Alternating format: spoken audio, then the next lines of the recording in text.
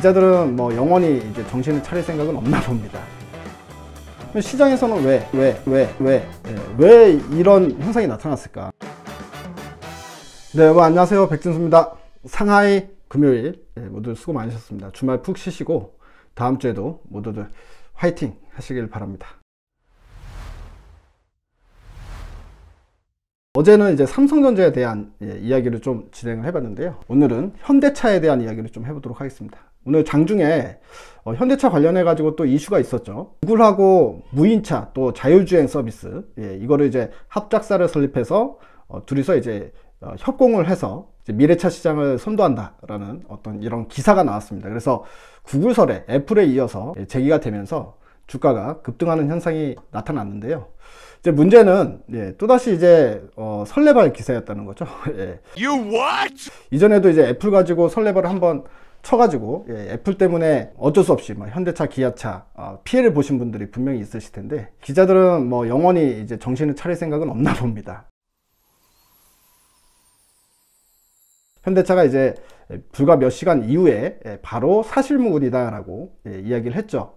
그래서 그 전에는 뭐 기사 내용을 보게 되면 뭐 거의 되는 것처럼 이야기를 했단 말이죠. 그래서 합작사가 탑재된 차량 서비스를 공동으로 개발한다 라고 이제 완전히 이제 마침표 형태로 얘기를 했기 때문에, 할 것 같다도 아니고 한다라고 이야기를 했기 때문에 뭐 이런 놈들이 다 있어 싶은 생각이 들죠. 그래서 이 기사 내용을 보게 되면 향후 현대차 같은 경우에는 그동안 쌓아온 주행 데이터를 이제 구글하고 같이 공유를 하는 대신에 구글이 이제 자율주행 서비스에 필요한 이제 뭐 엔터테인먼트나 뭐 여러 가지 이제 편리 기능을 이제 기술력이 있기 때문에 IT적 기술, 소프트웨어 기술을 이제 현대차에 접목을 시킨다. 뭐 이제 그런 식의 이제 미래차에서 둘이서 이제 합심을 해서 이제 미래 어떤 경쟁력을 확보한다라는 정도의 이제 내용이었거든요. 근데 어쨌든 이게 사실무근으로 밝혀졌기 때문에 결국엔 이걸로 이제 볼 수는 없는 부분인데, 근데 이제 오늘은 좀 다른 모습이 나타났죠.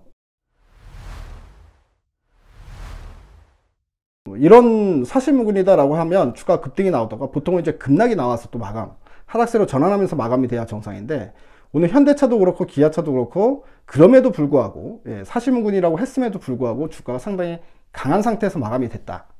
그러니까 이게 되게 포인트가 될 수 있는 부분이죠. 시장에서는 왜 이런 현상이 나타났을까? 다들 이제 급락할 줄 알고 또 이제 급하게 사실무근이라는 기사 보자마자 이전의 기억을 떠올리면서 후두둑 파신 분들도 좀 있을 것 같은데, 문제는 팔았더니 주가가 안 밀린다는 거죠. 그래서 이 부분에 대한 이야기를 좀 진행을 해보면요, 오늘 안 밀릴 수밖에 없었던 이유가 존재를 했습니다. 어떤 이유가 있었냐? 현대차하고 기아차가 오늘 딱 때마침 뭘 발표를 했냐면 3월달 판매 실적을 발표를 했어요. 자동차 판매 실적을 발표한 걸 뚜껑을 딱 열어보니 어마어마한 거죠. 현대차 같은 경우에는 작년 동기 대비, 그러니까 작년에 3월달 판매량 대비 119%가 성장이 됐습니다. 총 3월달에만 판 차량 수가 이제 75,400대가 나왔다라고 이제 공표를 했거든요.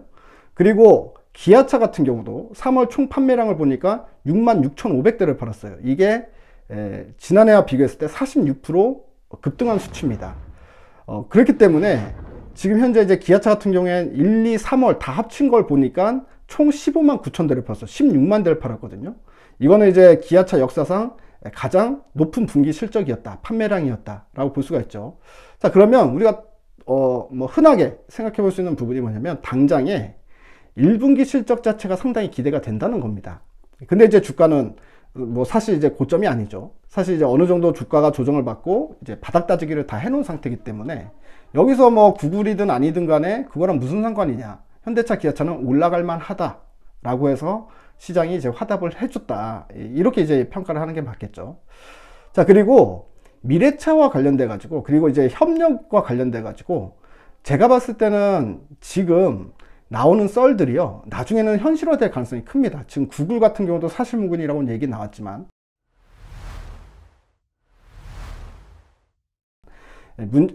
지금 현재 이제 미래차를 둘러싸고 이 시장 생태계가 변화하고 있어요.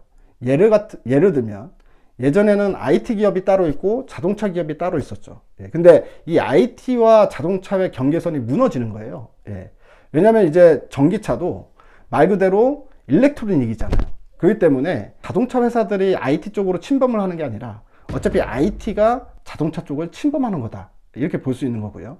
테슬라 같은 경우도 일각에서는 자동차 회사가 아니라 그건 IT 회사로 봐야 되지 않냐라는 이야기도 있듯이, 결과적으로는 이제 미래 자동차는 우리가 자동차 타고 다니면서 이 스크린 화면 있죠. 유리창에서 어차피 자율주행으로 가는 시대가 오게 되면 거기서 쇼핑도 하고, 유리창을 통해서 쇼핑도 하고, 음악도 듣고, 영화도 보고, 많은 것들을 할 수 있다는 거죠. 스케줄 체크도 하고, 유튜브도 보고, 백진수 유튜브도 여러분들 자동차 타고 유리창을 통해서 볼 수 있는 시대도 올 수 있다라는 건데요.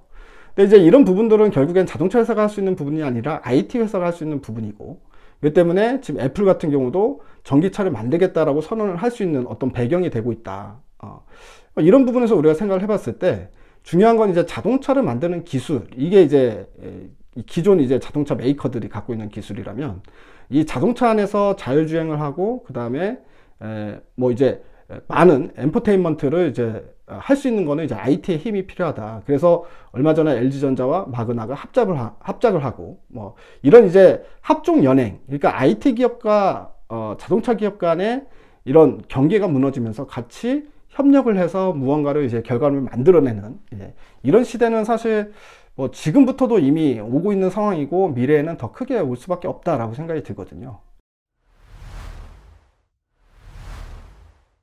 이렇게 따졌을 때 현대차, 기아차 같은 경우는 지금 포지셔닝을 상당히 잘 해놓고 있다고 봐요. 저는 왜 그러냐면, 이번에 GEMP 같은 경우에 현대차는 아이오닉 5, 그 다음에 기아차는 EV6라고 하는 이제 새로운 개념의 전기차 플랫폼을 만들어서 전기차를 이제 대량 생산할 수 있는 어떤 형태를 만들었죠. 그리고 이번에 사전 예약을 보게 되면 둘 다 사전 예약이 2만 대를 이미 돌파를 한 상황이기 때문에, 어제도 말씀드렸다시피 이미 두 회사 현대차와 기아차를 합치면 5만 대가 넘는 수준이다. 이거는 뭐 테슬라를 한 번에 넘어설 수 있는 정도의 수준이다라는 이야기가 나오죠. 그렇기 때문에 사실 현대 기아차는 지금 미래 자동차 쪽에서 상당히 이제 행보가 빠르고, 그리고 포지셔닝이 하단부에 있다가 상승부로 확 뛰어오르는 그런 단계에 있기 때문에, IT 업체들 같은 경우에도 지금 현재 어느 정도 위상이 커진 현대 기아차랑 협상을 할 수 있는 가능성도 커지는 거고요.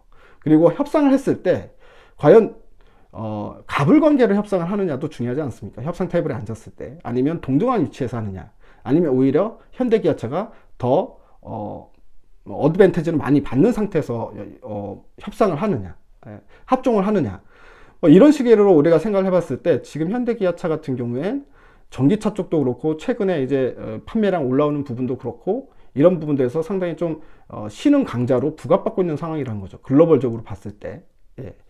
그래서 결국에는 앞으로 애플이 됐든 구글이 됐든, 아니면 뭐 다른 또 전기차 시장에 진출하고 싶은 이 IT 기업들이 됐든, 어떤 기업들과 이야기를 나눴을 때도 충분히 결과물을 만들어낼 가능성이 큰 기업으로 포지셔닝이 되고 있는 상황이고, 그리고 그 결과물을 만드는 과정에 있어서 현대 기아차가 많은 것을 가져올 수 있는 그런 어떤 경쟁력이 좀 커지고 있는 상황 아닌가라고 보여지고요.